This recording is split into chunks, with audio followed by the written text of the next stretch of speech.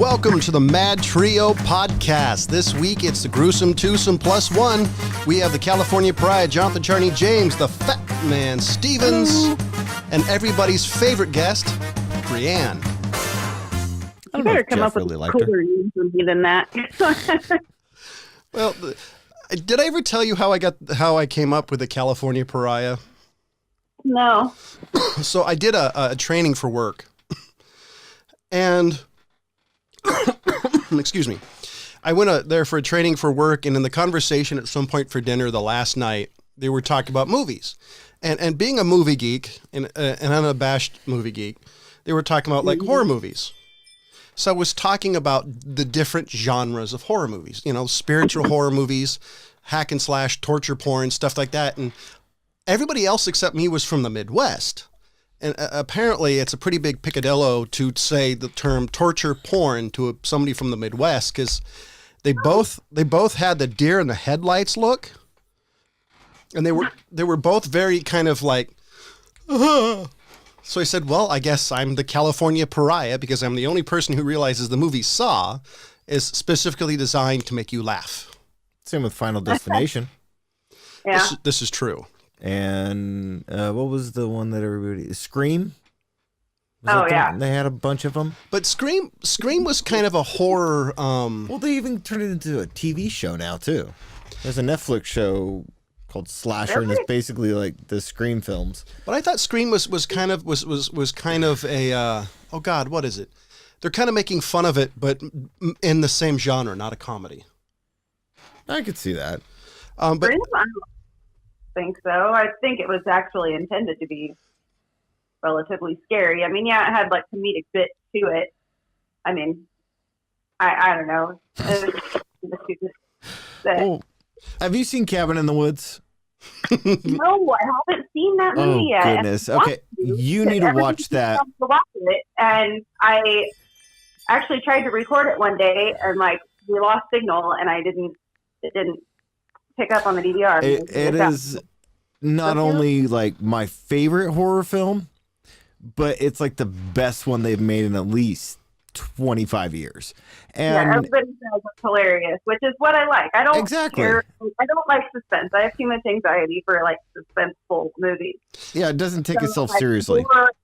Comedy gold is kind of my go-to. Like I love The Evil Dead. You know, yeah. I totally watch The Evil Dead over and over. It's hilarious. And I'm totally with Bree and having too much anxiety for watching. That's one of the reasons why I don't like super dramatic stuff, because it triggers me too much, because I'm just like, what the, you know. I mean, that's why I like the first Cube too, because that was actually a hilarious film. I would say once it got into Cube Zero and Hypercube, then it got dumb. But see, that's one of the reasons I really liked the first Resident Evil movie, because not only was it it hasn't aged well, but it was hilarious. There was nothing about that movie that wasn't hilarious, because the rest of them were hilarious for a different reason, because they were so bad. Yeah, but I mean, I was watching it, and that's what I thought about it. It was freaking hilarious. Oh, the new one? Yes. Yeah, that's a great one. But, it really my God, is. It was really good, but it was so funny. Yeah, I had a great time with it, especially that it was Alexander Skarsgård's little brother that was playing it, and he was like dancing and shit. I mean, it was the guy from True Blood. To kind of round it out a bit, and the reason why James got the nickname the Fat Man, because every time somebody made a comment about James about Real Flicks Reviews, they always said the fat guy's a jackass. Yeah, and so it kind of just stuck. The California Pariah thing just makes me laugh, and it was either that or one of the other things they called James. All right, so what were some of the comments on how annoying I am? Because that could get me somewhere. I haven't heard any comments yet. I haven't seen anything. I've been waiting for a comment on Bree. I Yeah. haven't made much of an impression, I guess. I guess not yet. Because Ryan kept cutting you off, the bastard. He's just got a big mouth. I know. I have to. Ryan's the only person who I have to cut in on. Like, I've actually said, hold on, time out. Let me say something, then we can add on, because you just set enough to spend an hour on. Yeah, he does. He does that really well. It's his hidden talent. No wonder his girlfriend started playing video games. Got to do something in the middle of his conversations. Burn those mages. Mage Guild is supposed to be on fire all the time. And kind of an additional icebreaker, on my way home the other day, I saw something that I've never seen. And I've been through most of the United States and a couple of different countries. I saw some chick in her birthday suit, sans clothing except for a top, like a bra, was completely naked on an overpass, changing clothes. Oh, she was changing. I thought you meant she was like running down the road naked. No, she was changing because she was standing in one spot, and she did kind of the, like, you're almost like you might get in trouble. So she did the kind of behind your back looking turn, and it really kind of struck me. Like, I did a double take because I was like, is that a naked woman? No, that can't be. And as soon as I started getting past her, it's like, she's naked on an overpass. And it's like when you're going down the freeway, like when you're on your way up to Tahoe and there's always somebody off trying to like pee behind a tree, not realizing that as soon as you get around the tree, you can see their whole ass. Exactly. And so I actually think traffic actually went a little faster just because I think everybody was like, uh-oh, crazy chick is doing something. But it literally shocked me. And what shocked me most is the fact she had a bra on. Because you're already naked. That was the part that also kind of like, I don't get the logic here. Well, maybe she had an accident and was just changing her pants. Or in the middle of the road? I mean, I guess. There's a gas station about 200 yards down. She, like, the bra was the first step of actually putting the rest of the clothes on. Oh, you know, that could be. That's kind of what I was thinking with that. Because I was thinking my story is worse than your story. Like, at first I thought yours was worse, but now I think mine's worse. You want to explain your story? Oh, so when I was in high school, like my sister and her boyfriend and I were going to like Target in Citrus Heights, of course, of all places, to get like prom accessories or some shit like that. And we're pulling in, and there's this lady who's in like an oversized men's tank top, you know, the kind like the beefcakes wear at the gym with the big ass armholes. And her like floppy tit was just hanging out of the armhole. And she was just walking down the sidewalk, like completely oblivious, tweaker lady, saggy boobs, just flopping out of the armhole of the shirt. At least she wasn't trying to wave down a taxi with those boobs. I'm surprised nobody stopped. Like a pendulum. It was really bizarre. Like, how could you be so completely oblivious that your boob is Drugs out? are bad. Drugs are bad. I mean, that she looked like some old tweaker, but that was it was unfortunate. I was unfortunate. I was kind of wondering if anybody stopped, like she was thumbing a ride. No, she was just walking like completely oblivious to anything going on around her. It's some kind of drug haze, I'm sure. Yeah, I've always wondered about stuff like that, because I even see, like, if you watch some of these the internet videos where these people are really tweaked out, you see women like that, and it's just like, are you so drugged up that you don't notice that certain appendages are free floating?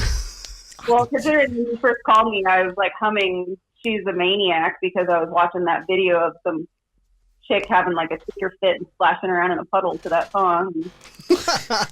It was more sad than funny. Like, I think that's the problem with getting older to some degree for me.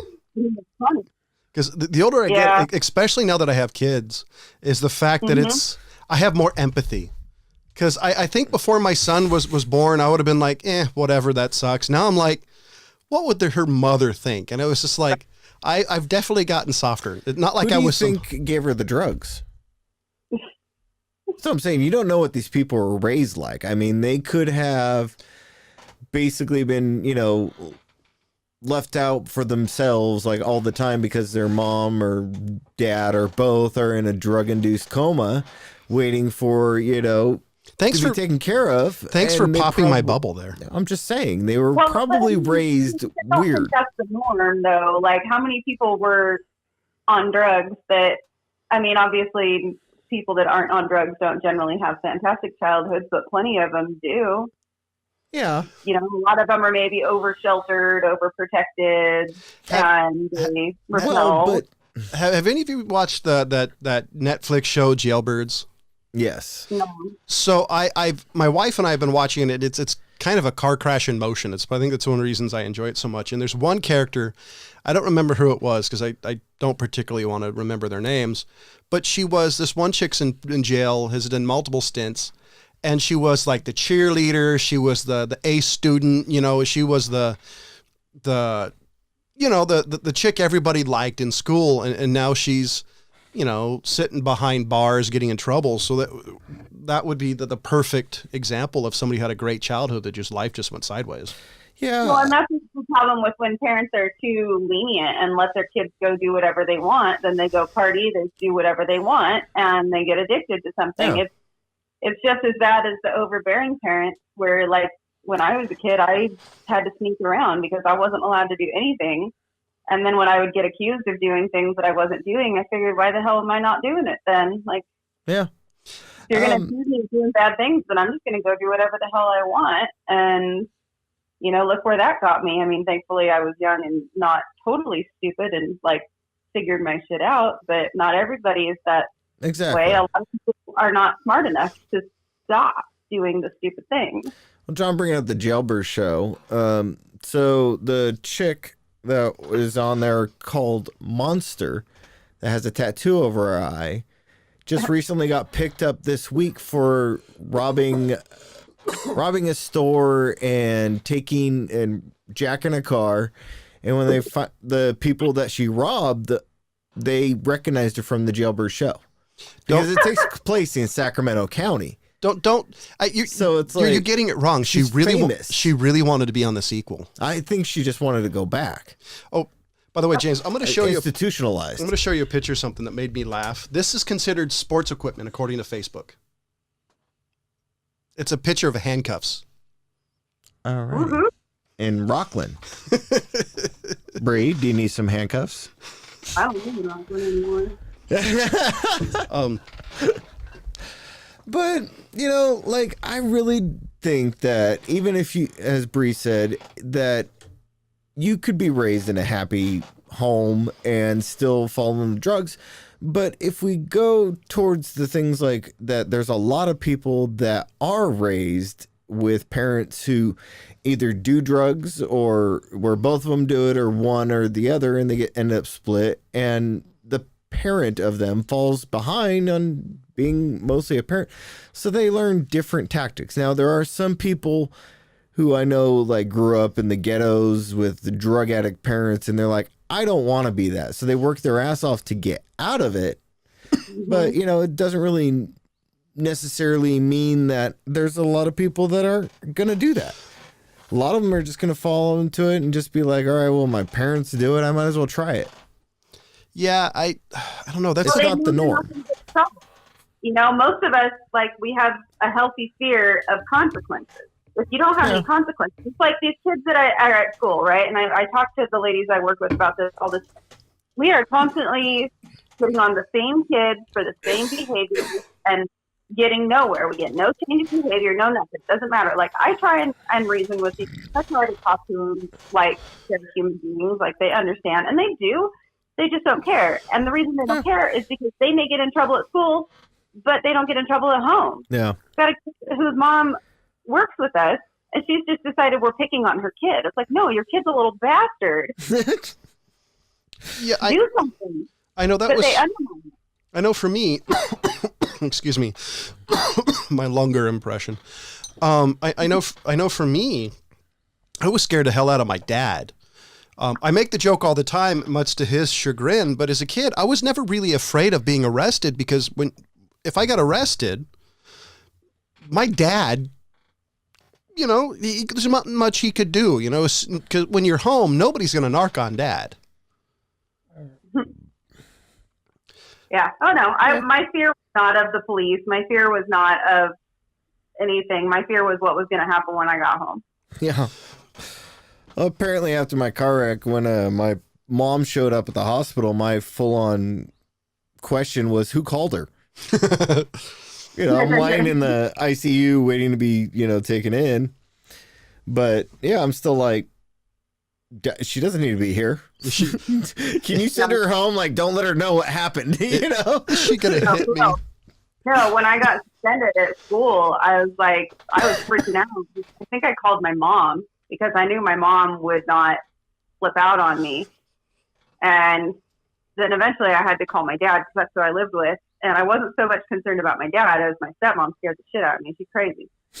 But yeah, I had to work that day. So I didn't even see my parents until like 11 o'clock at night when my dad showed up to pick me up. And for like that last 2 hours of work, I just thought I was going to puke. It just sucks so bad. But yeah, you have to have a healthy fear of consequences. I mean, some of our fears were a little more unhealthy than others because it wasn't so much, well, if I do this, I'm going to ruin my future. It wasn't fear like long term, like a lot of people go, they have goals. And so their fear comes from, what happens if I end up in jail, that's going to ruin my plans. I never had goals. I never really had goals growing up, to be completely honest. I never thought I would get to the age I am now. And out of everybody I know, I'm consistently the most boring person out of anybody. Well, yeah. I mean, I never expected to be above 30 years old. But you had a good reason. Well, you're insane, or at least you were. Isn't everybody to some extent? I mean, not me. No, I'm normal. I'm literally, and I've actually told people I'm boring. Like, oh, you're not a boring person. And I've always asked, okay, prove it. And usually it's a couple of minutes of awkward silence. I'm totally boring. That's all good. What was that? I'm totally boring. I enjoy being boring. Yeah, me too. And that's the thing. It's like being young and doing a bunch of stupid, idiotic shit. Once you get to the point where you can legally go out and buy all the things that motivated us to do stupid shit, there's no desire. I think some of it, and I mean, some of it to some degree, I think is healthy. You as a kid, you'll sneak out, and I'm not saying you should do this or your kid should do it, but I'm saying some degree some of the stuff we did and you guys did, I think is healthy because it helps you explore life to some degree, and especially when we were younger. If you don't make mistakes, you don't learn anything. No, totally. I think the problem with modern society is there's cameras everywhere. Everybody has a camera, and you're not allowed to screw up, which I think nowadays, I think is hurting people anymore because as Bree said, you can't screw up. You can't make you can't make something, and some screw ups are bigger than others. You get caught drinking when you're driving, etc. But sneaking out, doing something that's relatively safe, I think nowadays you can't do because kids are stupid and don't realize taking a picture of it and posting it on freaking social media. Tagging you in it. Yeah. Well, what I would say, I've told John this, but when my son screws up or does something stupid, and I just look at him and I ask him, did you learn anything? And if the answer is no, I just tell him, okay, we're going to do this again eventually. Yep. Because, I mean, that's the way I look at it, is that if you make a mistake, if you do something dumb and you get caught, let's just say that, and you don't learn anything from it, you're going to do it again eventually. It may not be right away, but 2-3 months down the road, you might do the same stupid shit again. Yeah. I have the same conversations with my daughter. I have the same conversations with the kids at school. Yeah. And you do. It's like, okay, here's the mistake. Here's the consequence. Here's your warning. Next time you do it, there's going to be a consequence. And then you do it again, and now there's a consequence. And then I'll sit down and be like, I don't like benching you. Do you like being benched, or wouldn't you rather go to recess? Like, are you learning something? Did you learn from this consequence? Some of them do. Some of them don't. Yeah. The fact that putting people on a bench in timeout works amazes me, because I remember I was in third grade. And I remember that started becoming a thing. And one of my teachers, I did something and benched me for lunch. And I remember, I didn't say anything, but I remember thinking in my head, it's like, wait, so all I do is sit here and I miss the rest of lunch. I don't, nothing else. But for most kids, that's really hard. That's the time that they get to socialize with their friends outside of class. They can talk, they get to play. Like, for me, getting benched sucked, but, like, I got benched plenty. You know, I didn't really learn anything from it. I just had to hold still for a little while. But, and for a lot of the kids, like, we come up with as many different consequences as we can. We'd have trash duty. We have some walk laps. If we know they're particularly squirrely, like they got in trouble in class, we'll have them walk laps. Like, okay, you've got extra energy, then you need to do some laps. I mean, try to come up with different consequences for different kids and see what works. I mean, I've got this one girl who her only consequence is she has to go sit in the office. Oof. Because benching her doesn't do anything. Making her walk laps, she does not give a rat's ass about anyone or anything. And she somehow still manages to chit-chat with her friends no matter what she's doing. She's our little school-wide gossip, and she's always making other kids cry. It's super fun. So now, like, the only thing we can do is completely segregate her. You can do the Yakuza. So it's like, okay, well, you get in trouble, you get to sit in the office all recess all by yourself. And it sucks. I totally dig the different punishments. I'm happy to hear that finally education is learning that a one size fits all does not work for everybody, because it never worked for me. Like, I've always been somewhat relatively antisocial. Like, before senior year, I spent quite a number of lunches by myself walking around. So I like the fact that there's, you know, that they're actually using their brains and trying to punish kids that'll actually benefit them. Really limited to what we can do. You know, I can't go make a kid scrub a toilet. You know, I can't make them do anything gross or difficult. But like walking laps, making them sit in the office, I mean, that's all stuff with kids. That's stuff that's a punishment, and they may not work with a high schooler. But that may be enough to correct a kid who needs a nudge, not a full on, you know, push. Bree, did you ever do detention? Are fine. We have probably 5 or 6 kids that are regular. They're constant. So we try to change it up because you have to, because obviously they don't care about the consequences they were given. Yeah. Bree, did you ever do detention in high school? Yeah. The first time I got a detention was my freshman year for tardies, and my parents made me walk home. Jeez. You know where I live. Yeah. They made me walk home like 5 miles down that road with no shoulder, windy-ass road, blind corners. I was scared shitless I was going to get kidnapped or run over. Yeah, you probably had a higher chance of getting run over at that time. I bet you didn't get detention at all that year again. Hillbillies that live out that road. But that's funny because I was actually just thinking about this the other day. I got a detention my junior year, I think, and I realized after that freshman year one that they never called home. They never contacted my parents at all. The only reason my parents knew is because I told them. So after that, since I never drove in high school, I just didn't go to the detention. And if you 3 detentions, it turns into a Saturday school, and then I just went and spent the night at Jen's house and had her take me home afterwards. Yeah, see, that's what I was gonna say. Is, you know, for me, like, I never did a single detention, and I think I only did 2 Saturday schools. And the only reason why I did the Saturday schools is because they wouldn't give me my diploma. Yeah. But, you know, I never went to detention, but I always had like McCormick would come up to me after, and Davies or Buddha used to come up to me afterwards and like, were you supposed to go in detention? I'm like, yeah. They're like, well, we were there. Why didn't you come? I'm like, I'm not going to waste my time, you know?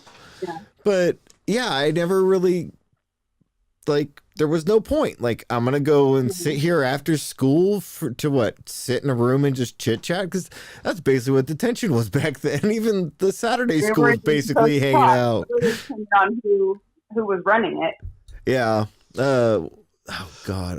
Milholland, right? Yeah. I have no idea. When he ran it, it was always easy from what I understood, but see, I got held back. I only got a minor detention once. I don't remember what I did, but the guy said basically you got to wait 10 minutes after class, and it was one of those chances that if I had waited too long, I would have missed the bus. Oh. Yeah. And there's a good chance that I would have reamed him out. It's like, oh great, did you know how long I'm going to have to wait here and where I live? I can't walk home from here. You could. No. So, it would take a really long time. Yeah, yeah, exactly. Yeah, it would take quite a while. That's why you hitchhike, John. It took me hours to walk home. I believe it.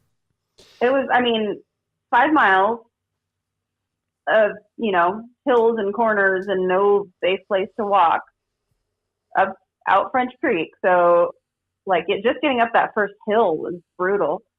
But yeah, I think I got home. Well, it was definitely after 5. I still managed to get home before my parents, and I was pissed because I would have found someone to give me a ride if I had known that. Yeah, I don't think I could have hitchhiked, not with this face. Come on. There's all types, John. But I don't want to do that for a ride. Just close your eyes. It only hurts once. Or swallow. So do you guys analyze commercials at all? No. One of my favorite things to do, especially when I was younger, but I love doing it now, is analyzing commercials, because these people spend way too much time trying to make the perfect ad that'll sell their product. Cleaning products are my favorite, because usually the cleaning products, there are a couple things. One, it's either a married woman with kids, or a married woman, no kids, or a married woman who has a friend over, and the husband generally doesn't help. If there is a husband, he's usually using the wrong product, so she freaks out on him. Or the kids manage to make a massive mess, So you never. Like the woman comes home and the dad is trying to help the kids make dinner, but instead he's just made a huge disaster in the kitchen. Exactly. It's that bumbling dad stereotype, which pisses off a lot of dads, and nobody else really cares.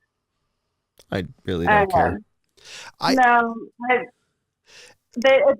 definitely seen a lot of what you're saying, but in recent advertisements, there's a lot of it that's really going the other way and showing a lot more dads doing housework and things like that. The whole reversing gender roles and blah, blah, blah. Hey, dads actually do help. But overall, while a lot of people do have husbands that really do help, the majority still really don't. The majority of housework still typically falls on the woman or the mother in the relationship, whether both people work or not. Because listening to other women talk, I'm I know I'm one of the lucky ones that helps me with everything, but I'm still the primary in the house. I don't work as much, so I do more of the housework. But I know plenty of women who work full time and still completely manage their house too.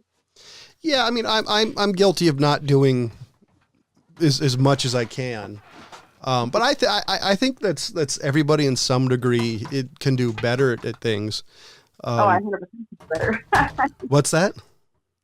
I said I 100% could do better. But I love, excuse me, I've always loved analyzing commercials. I was thinking about trying to think up topics, and I'm trying to think of one from my childhood, the Zest soap commercials. You're not fully clean unless you And I always thought it was, besides the fact I always liked the jingle, it always was a weird commercial. You're really going to get out of the shower backwards, and then at some point you're just going to rip your you're going to grab both ends of your towel in a diagonal direction and just, do that. It's you're partying in the shower. It made me laugh every time. Yeah, it's so I love the Muppets, by the way, the old Muppets.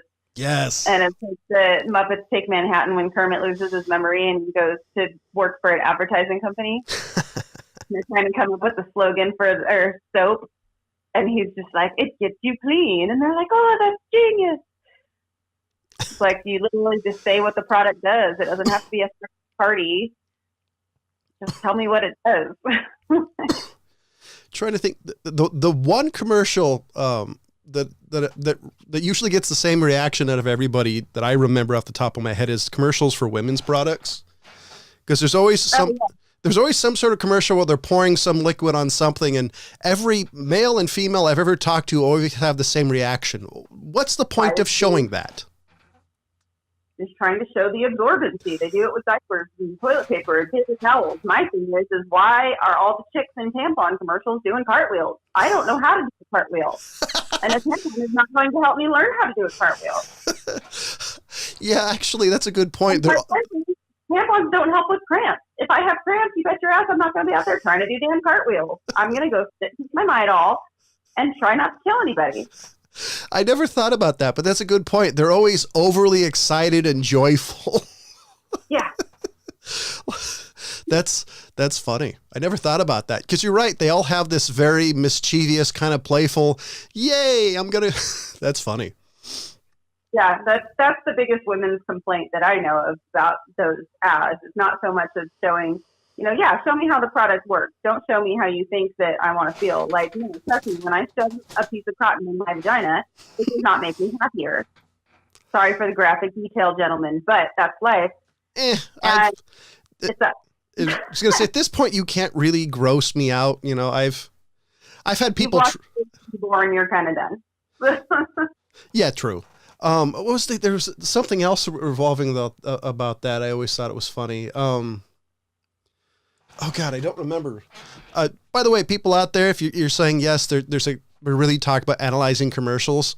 This is how boring I am, but I love advertising in general because it's always towards a certain market. One of my favorite ads is actually it's an old time radio commercial on Dragnet. It's like 1955-ish. It's a radio play. And at some point they're talking about Fatima cigarettes. And I said, we took it to a doctor, and after so many months, doctor has shown evidence has proven it does no damage to lungs, something, and other accessory organs. And I always wonder, what's an accessory organs? I was never born with options. It's not really necessary. You just have one. I mean, if I was born, if I could have some sort of accessory organs, I definitely would choose something that would get me maybe a free beer once in a while. And instead of liver? What was that? Like an extra liver? Yeah, something. I don't know. I just like how, in advertising now, they're not allowed to like outright lie.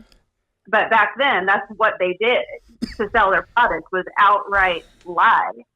They knew it was a lie, but people were suckers and there wasn't as much research and they believed it. Like, oh, smoke our cigarettes. They're good for you. Like, they'll help you lose weight. My grandma told me with her first baby, the doctor actually told her to smoke in order to have a smaller baby. My grandmother actually started smoking to lose weight, and she was a lifetime smoker from what I remember hearing. At some point during her life, she tried to stop smoking, and apparently she was so hard to deal with, everybody started buying her packs of cigarettes. Jeez. All of my grandparents stopped smoking in like the 80s, which was great. But no, I remember like they used to actually tell pregnant women to smoke. If you want to have a small baby, smoke. Like that used to be medical advice.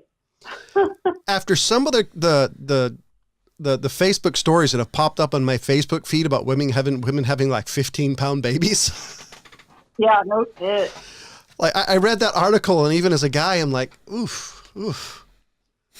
Yeah, I know a couple people who've had like 10-pound babies, and that's oof enough for me. You're popping out a bowling ball. 10-pound baby, so that 10-pound baby probably would have killed me. Yeah. But oof. I mean, it has so much to do with your diet, though. I mean, a lot of those are like gestational diabetes babies, which can cause rapid growth. And then I honestly like growth hormones in all of our food. There's growth hormones, and me, like I just ate Kentucky Fried Chicken. Like I'm not a health food person. I'm not that worried about it, but I do try to find meats that are, not full of antibiotics and growth hormones because, yeah, they pump them all full of this stuff to get more meat, but that growth hormone is still in the food. It's still in the meat. That doesn't all completely clear out. So that's what we're feeding. That's what we're eating. That's what we're feeding our kids. And like, I swear that has to do with like bigger babies and like earlier puberty and all that bullshit. Excuse me. I do remember reading a couple of things regarding this years ago, and my memory is really weird. I won't remember what I did yesterday, but I can remember an article I read 25 years ago. There was a couple of articles regarding modern day chemicals transitioning within the human body into estrogen. Mm-hmm. Part of this article was talking about how, like in Australia, the average woman's bra size is between a C and a D. And it was talking about how plastics, for example, in the human body.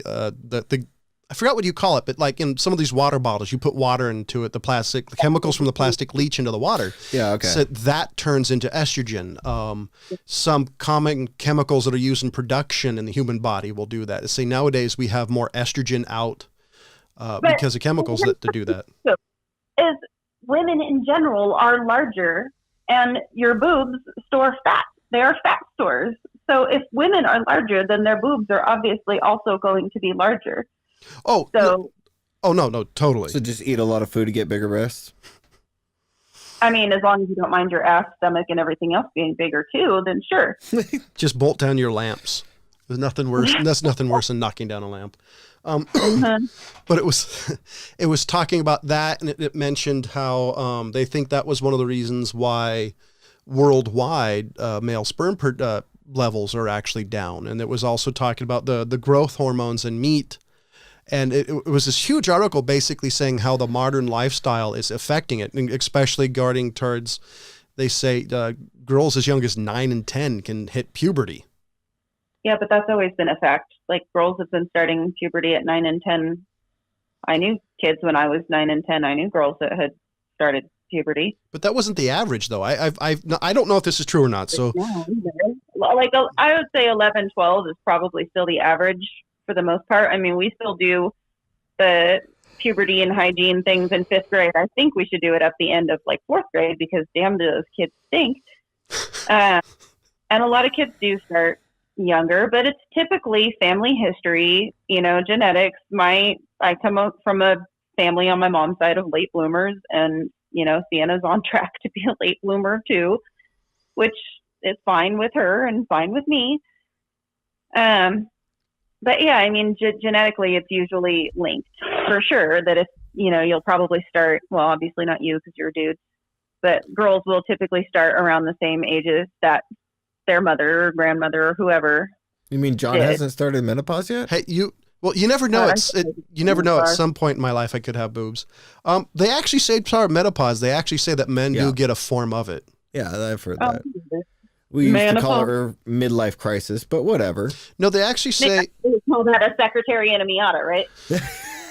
No, I was reading an article a couple of years ago talking about it. There's a notice for men. I remember that. There's a hormonal drop. It's just not as noticeable for men as it is for women.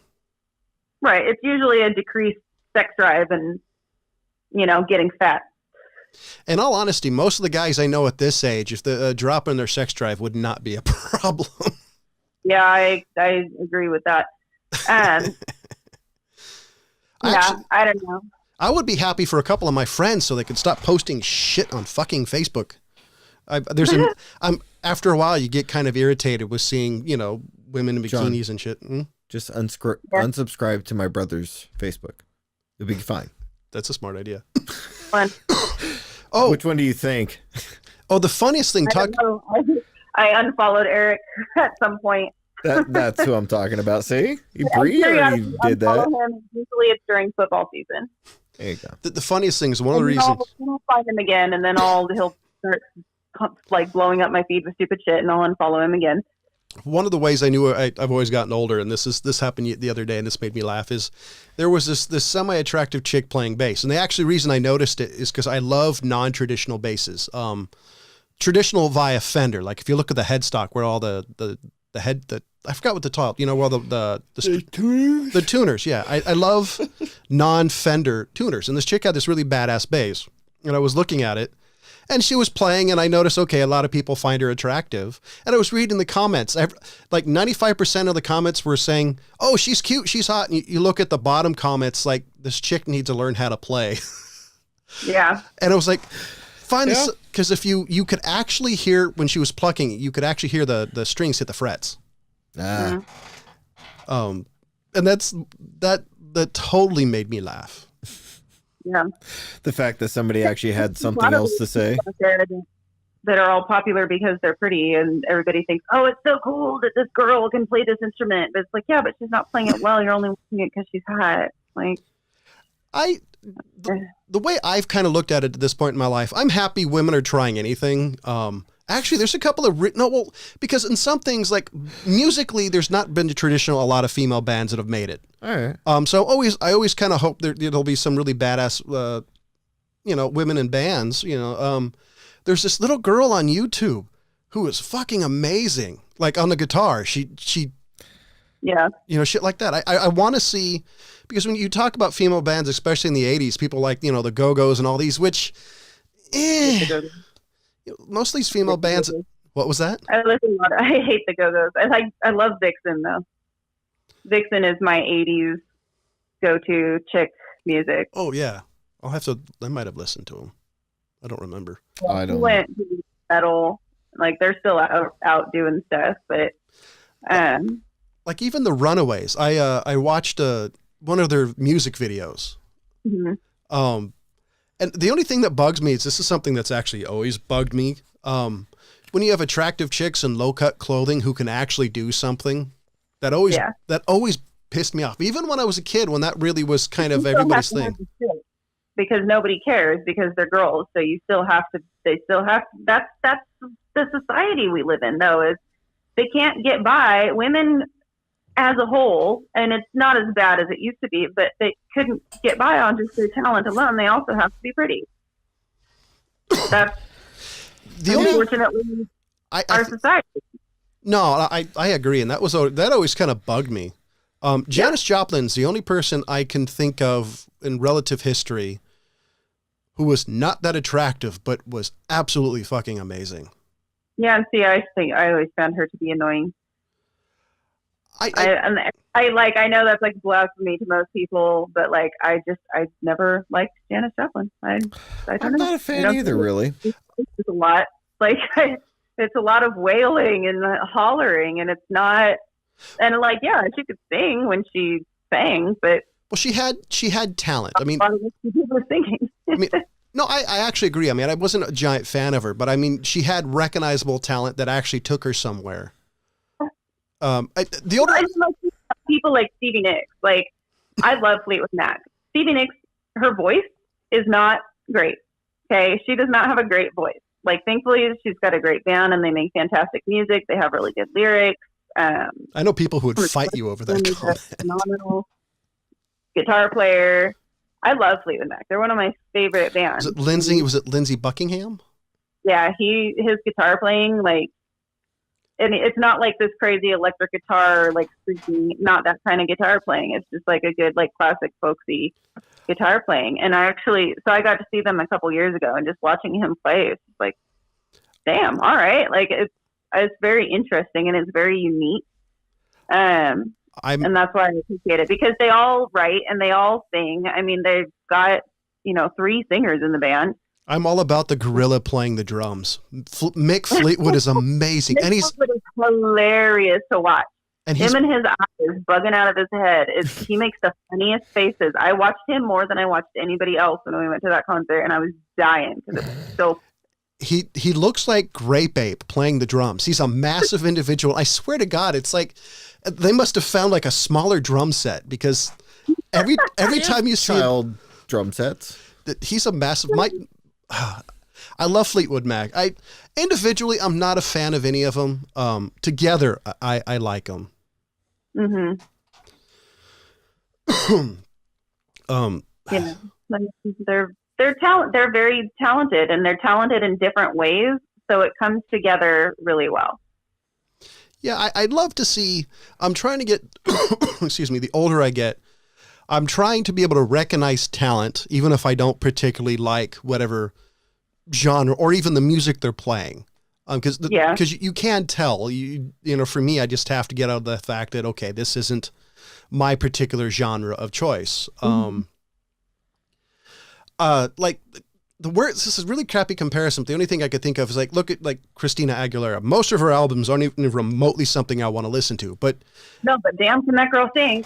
Exactly. Like if you listen to her, what is it? The Dirty album? One of her albums I actually bought. I couldn't tell you the name of any of her albums. I have one album of hers just because I was really impressed. And, so I'll listen to some of her stuff like on Spotify. Usually it's mass produced, mass massaged pop crap. Yep. but once in a while you hear her actually sing and you're like, holy shit, why doesn't she do that more often? It's like listening to Miley Cyrus. Yeah, who can actually? Well, I mean, it's funny because like Britney Spears, she got totally twisted around into this little pop, blah blah, high pitched, and it was more for how she looks and her dancing than anything else. But like, have you ever seen the video of her on like, I want to say it was Star Search when she was like 9 or 10? That girl could sing. I wonder what she could actually sing. I wonder if what happened to her, or if it's just because she never. Her parents are crazy. Because there's out of anybody in music, I always feel sorry for the people that seem to get abused. Like Britney Spears, I always thought got screwed. I mean, I've heard she's bipolar. Probably.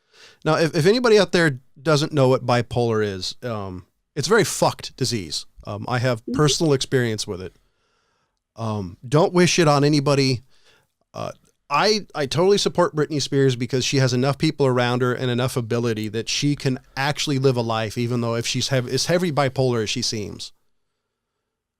Yeah, and she's around and she's turned around and she's, made her comeback and she's very successful. And she still has a solid fan base. She never lost that fan base that she had just had an episode. I mean, there are definitely some people out there that went completely off the rails and just sunk themselves, and she's managed to turn herself around and come back from it. And that's always impressive to me, even though I don't enjoy her music, and that's not, something that I listen to, but I can still see and I don't know her as a person, and I don't know her struggles, and I don't know what she's going through. But to have a public meltdown like that, and just, you think most people's careers would just be gone, and she worked her ass off to get back out there and keep working, and I can appreciate that. Yeah, no, and that's one of the reasons I'm trying to recognize the talent of somebody, just because I love almost every genre of music, but I am very much a snob when it comes to some things on music and movie. Well, a lot of things. I was going to say an example of part of it's the time, I think, for Britney Spears and really anybody who has issues. There's more of a way to help them. Have you ever heard of Leif Garrett? Leif Garrett. He was if nobody's not familiar with it, he was a 70s kind of teen pop icon. Yeah. And his life turned to shit because there was really, from everything I've read and seen in interviews, there was really no system there to help them. The 70s were very screwed up for kids who were in any sort of public eye. Yeah, I agree with that. Mm-hmm. Even the 90s, like if you look at like Macaulay Culkin or Olsen twins. Yeah, but that's his parents' fault. His parents used and abused him so bad. Or they used all their kids as just money cows. Or what was it? The Coreys. Those are the two people I feel sorry for, the Coreys, because the one that's alive, he's permanently damaged, and you never know why. Was it the drugs? Was it the fact that he was molested? Yeah. Well, I mean, the drugs generally come because of the molestation and trying to deal with having gone through trauma. And it's really sad that, one of them didn't make it. And it's really positive to see, Corey Feldman is out there and a lot of these survivors, these child actors that are survivors, are really pushing the industry to change because they don't want to see other kids go through what they've gone through. And, they want to break the cycle. They don't want to be part of it, which is good because some fall apart. And that's the thing with anybody with mental health issues. And I've got, a lot of experience of different aspects of that. There's a lot of stigma still. There are people out there who think that it's made up, that buck up and deal. I know people who have severe depression, and I know people who are in denial, and I know people who have anxiety much worse than me that are on medication. And the biggest problem that I have seen is these people on medication start to feel better. And they go, well, I feel better. I don't need my medication anymore. Yeah. and then stop taking their medication, not thinking I feel better because I'm taking my medication. And then they have a breakdown, and it's the cycle that happens repeatedly. And I've seen so many people go through that cycle because they think, well, I'm doing so great, I don't need my medication. Yes, you do. Just take it. It's okay to take it. Don't be a hero. I have pretty bad depression. I have my whole life, and I've always fought it. I mean, the blessing for me is I'm fucking stubborn, and Yeah. I truly hate having any sort of. I don't like having addictions. I don't like having being caught up in anything. And there's stuff I fought my entire life just because the fact that I'm addicted to something really pisses me off. So for me, it helps in depression to some degree. And I think one thing with depression is the fact that, because at one point, after a friend of mine killed himself, was probably the lowest part in my life. The year 2000 was probably the lowest point in my life ever gotten to. I lost 2 friends within the matter of 6 months. Incredibly tough. Sure. And I think for me, part of what helped me is, and this is a very cliche, but it's true. I found God. You're breaking. Hello, Bree? Losing you. Oh, there you are. Service. One of the way, what I said is that as cliche as it found is I found God. And the other thing, what helped me honestly is having friends like James and Bree.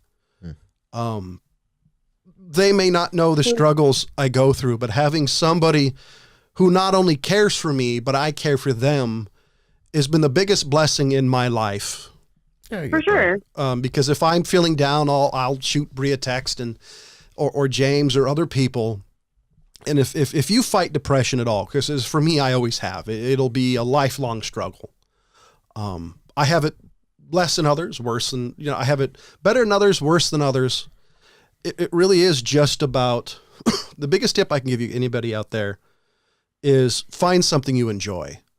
As stupid as this sounds, this is the greatest thing I can give you. Find something small, no matter what it is, and live in that moment.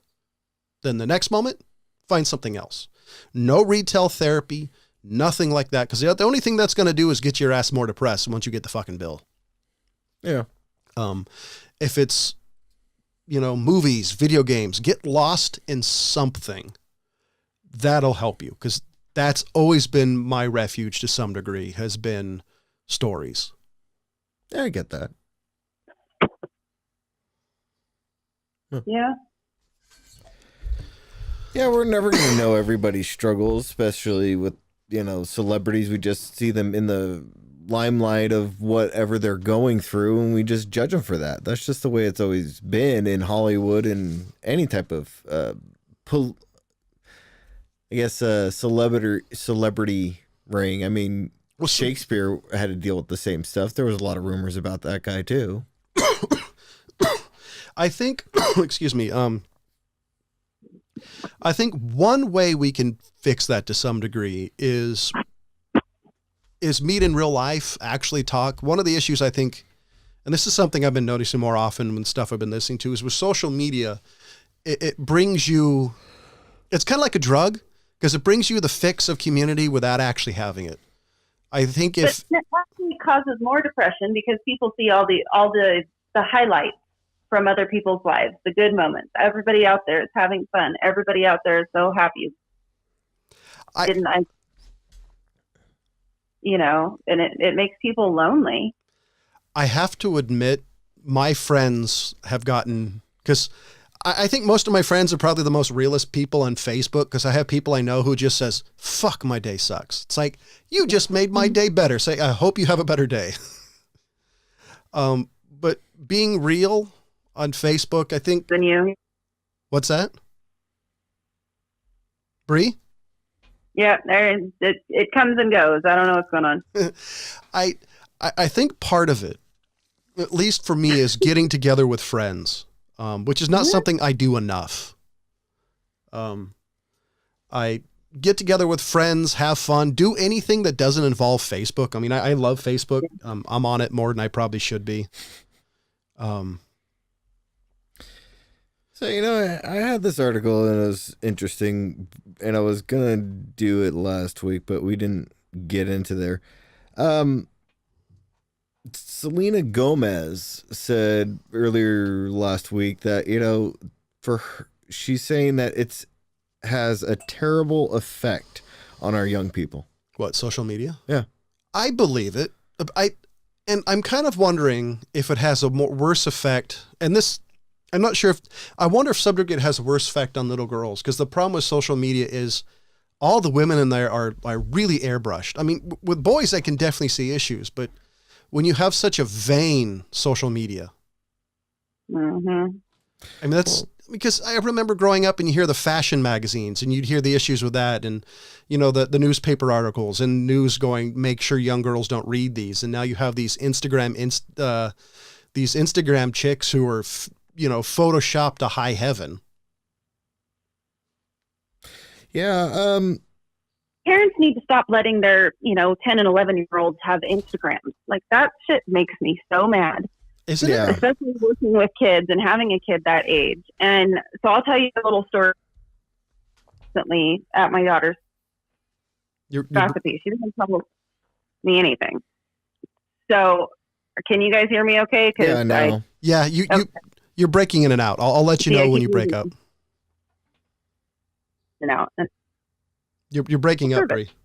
Yeah, I think it's our service. It's coming back and forth. Have you moved at all? No, I've been sitting in the same spot this whole time, and I have full service. Darn. No, okay, let's see if I go outside, if it makes a difference. The lightning went away, so.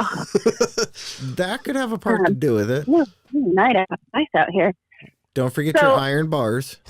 All right, I'm stood under the metal gazebo thing here. Oh, perfect. That's why she moved out of Rockland. No, it's like blue skies now. I had the craziest lightning and thunderstorm earlier. Okay, can you hear me okay now? Yeah, actually. Okay. So there was this girl at my daughter's school. These are sixth graders, okay, 11, maybe 12 years old. This girl had already Hold on, Bree. You broke alcohol. You broke up a little Buying bit. alcohol. Buying alcohol? Alcohol. Flipped it to another girl.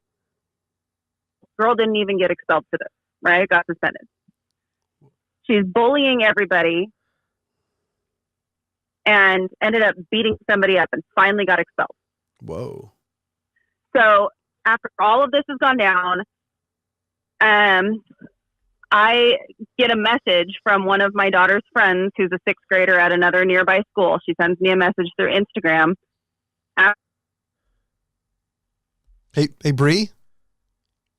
Hey, Bree, you broke up. And So we have large gaps in what you said. Sorry, about the start over from getting the Instagram message.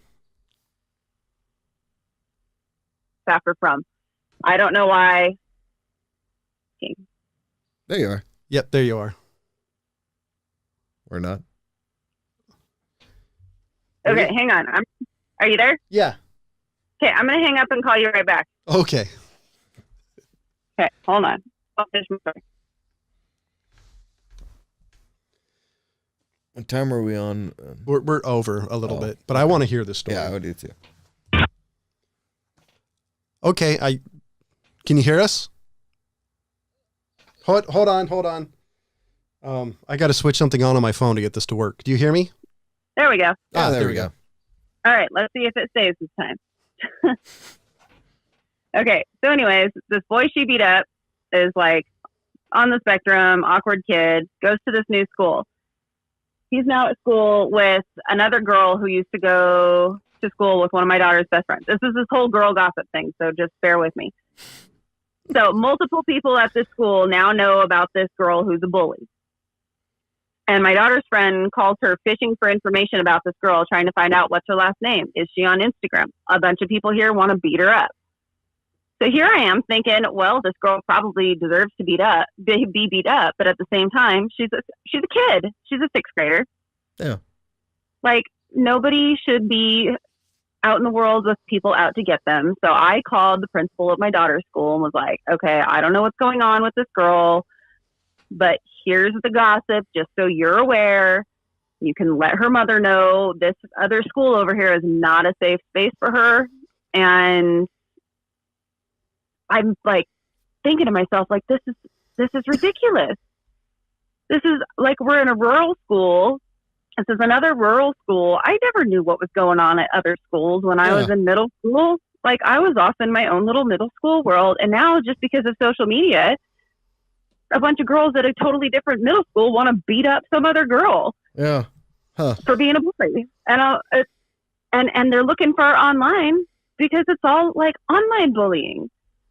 It's like, why? Why are these 6th grade kids on Instagram? Yeah. I actually think it violates their terms of service, not that it actually matters to people. Yeah, it does, but their parents let them. And, the principal tells the parents all the time, too. He's like, I don't know why they let these kids on there. I'm like, shit, I don't know either. My kid isn't on there. She doesn't have a smartphone.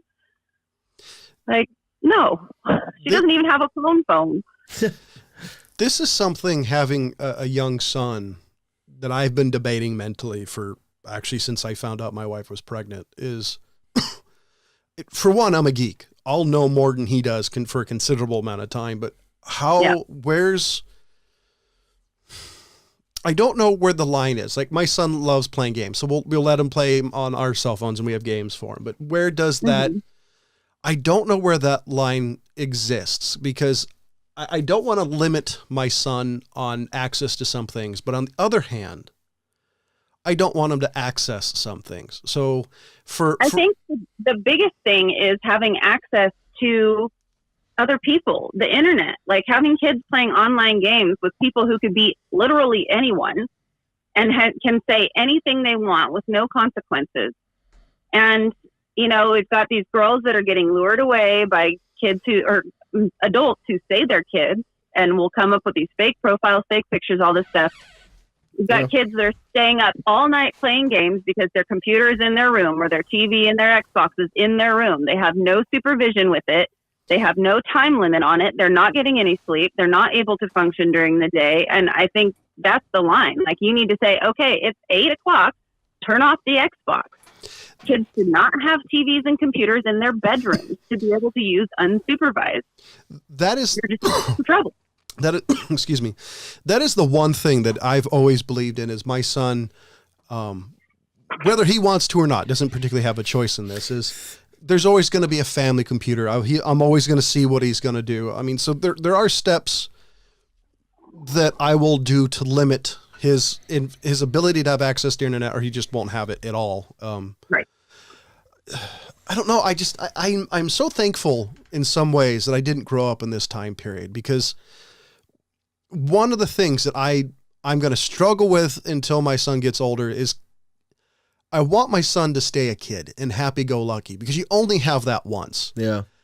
And I have noticed my anger towards some things that I see parents doing with kids, from seeing little girls in low-cut tops to things that boys having access to some things. And it really pisses me off, because I don't want my son to be damaged in ways. It's hard for me to really vocalize what I mean, but I don't want to ruin the innocence of youth. And yeah, I get that. Some of it is the discovery of things, but I don't know. Like, I swear to God, if somebody I know does something to my son that ruins that, I'm going to beat the ever living tar out of them.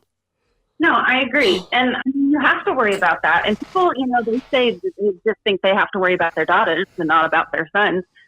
But, these girls think the only way that they can get positive attention is by sending topless pictures or something along those lines. But here's the thing. You send that to a boy, 9 times out of 10, if not more, that boy's going to show all his friends. And if he's stupid enough to text it to his friends, now he's just trafficked in child pornography. Yep.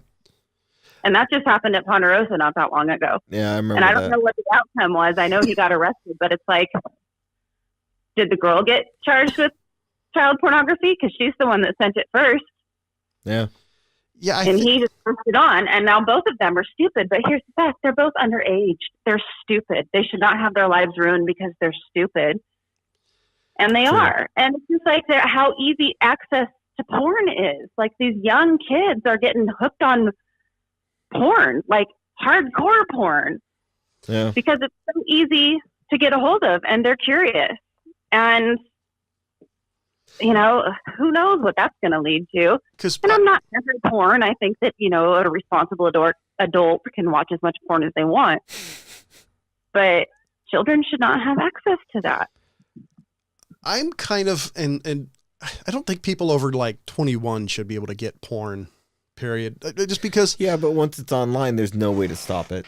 Well, this is one of the reasons why being, you know, like for something like me, you know, like responsible is if you get the correct software and the right router, blah, blah, blah, there's stuff you can do. The hardest part is when your kid goes over to somebody's house. Like if my That's son. what I'm saying. There's really no way to stop it. Well, it depends. I think you're going to have to choose, and I don't know how hard or easy this is going to be. Like who your son goes over. Like if my son goes over to his cousin's house, I know he's fine because if something happens, I know my sister-in-law is going to nip that in the bud.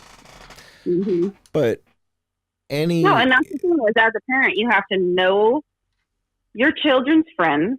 You need to know their parents, and you need to know what they have access to in their house. Like the big thing was always like, do you have guns in the house? Are they locked up if you do have guns in the house? But like, and that's something that obviously you still need to worry about. But now it's like, well, do your kids have unsupervised access to the internet in your house?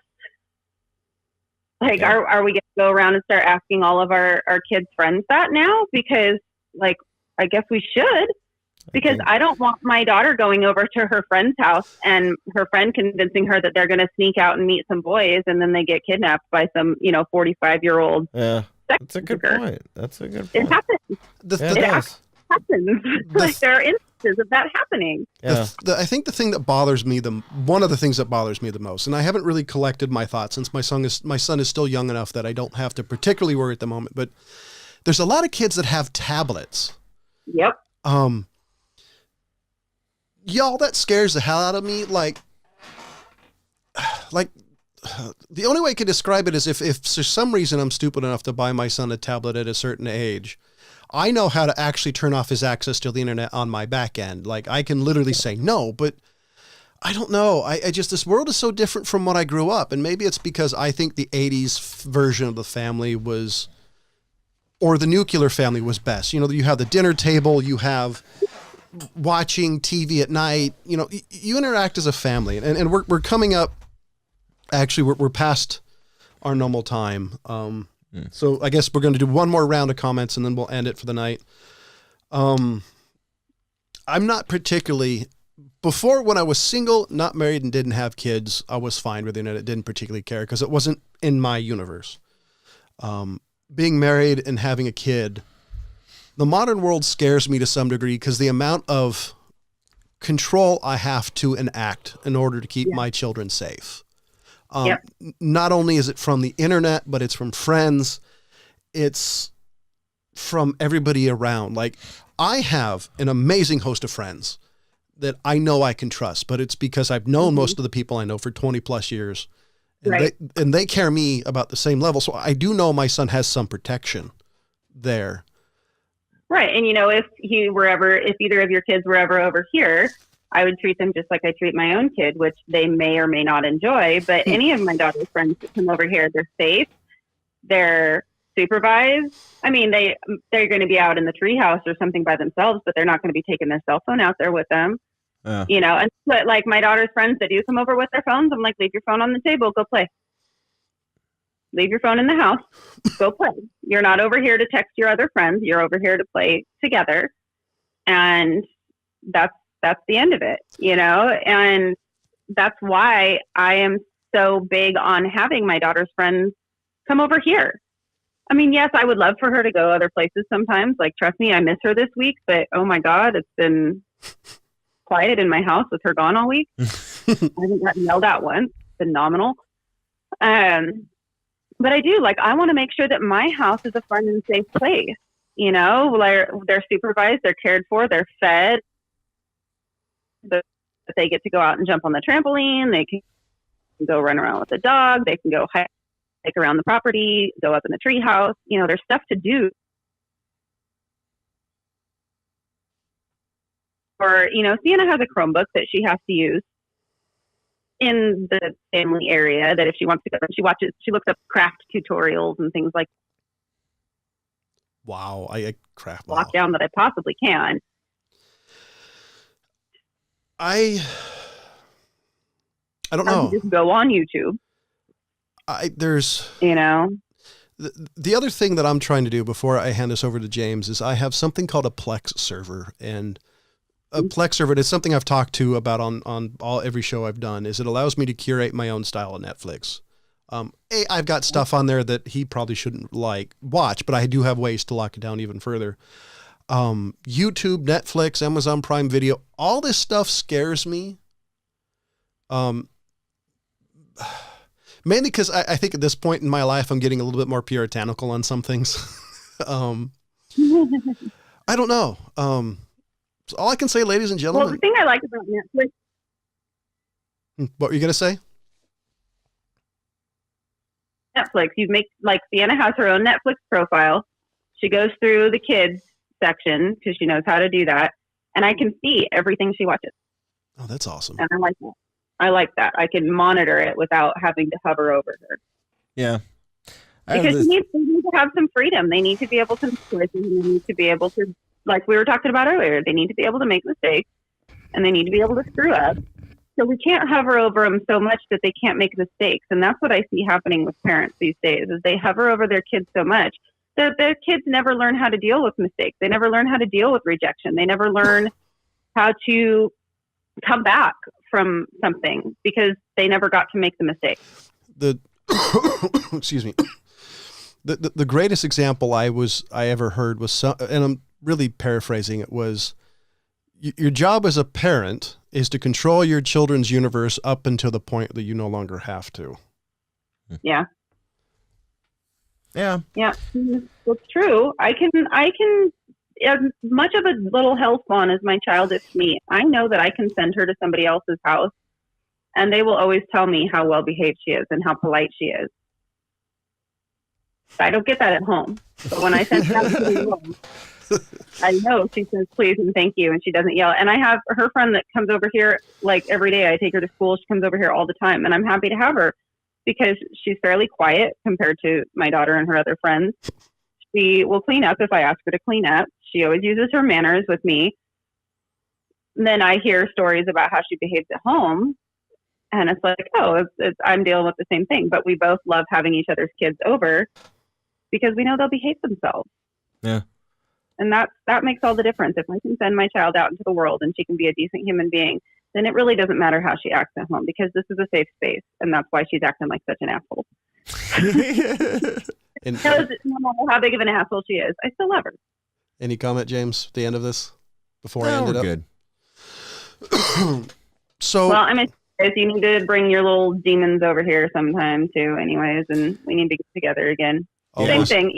Like I have my daughter's friends over. I like having my friends over too, even though I live far away. Yeah. Most definitely got to hang James out definitely again. wants to come back over again. So, yeah, anytime. So, ladies and gentlemen, if there's anybody actually listening to this, the moral of the story is hang out in real life. Let everybody fuck up. Life is full of mistakes. Don't get down. And for crying out loud, stop hanging out in real life and thinking that, hey, this chick or this guy is better than me because, look, they're in Paris doing something. You really don't know how fucked up their life is. True. I'm keeping on. Exactly. Keep on trucking. I think there was a song about that. Yep. Well, for the California Pry, for the Fat Man, and everybody's favorite guest host, Brianne, last name is removed for privacy. As always, thank you for listening. Goodbye.